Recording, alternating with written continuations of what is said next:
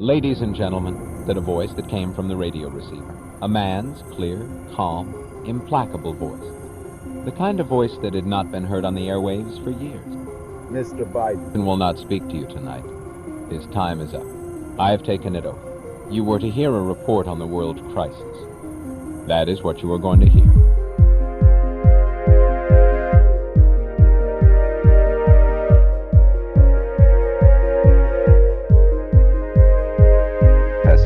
Unable to think, takes pleasure in crippling the mind of his students. The businessman who, to protect his stagnation, takes pleasure in chaining the ability of competitors.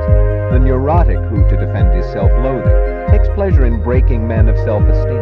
The incompetent who takes pleasure in defeating achievement. The mediocrity who takes pleasure in demolishing greatness. The eunuch who takes pleasure in the castration of all pleasure, and all their intellectual munition. All those who preach that the immolation of virtue will transform vices into virtue. Death is the premise at the root of their theories.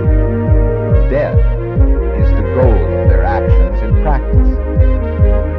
Then I saw what was wrong with the world. I saw what destroyed men and nations, and where the battle for life had to be fought. I saw that the enemy was an inverted morality, and that my sanction was its only power. I saw that evil was impotent, that evil was the irrational, the blind, the anti-real,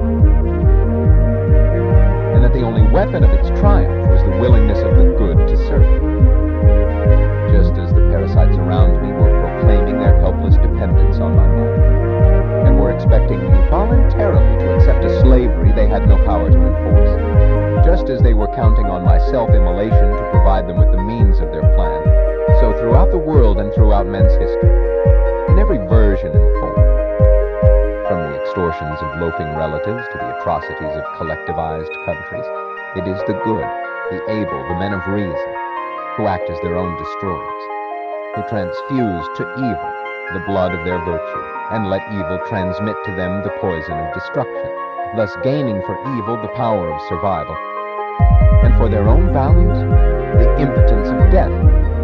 I saw that there comes a point in the defeat of any man of virtue when his own consent is needed for evil to win, and that no manner of injury done to him by others can succeed if he chooses to withhold his consent. I saw that I could put an end to your outrages by pronouncing a single word in my mind. I pronounced it. The word was no. The word was no.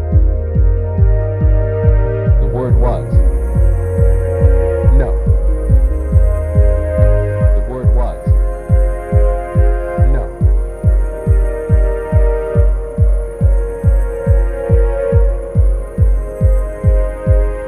I quit that factory. I quit your world. I made it my job to warn your victims and to give them the method and the weapon to fight you.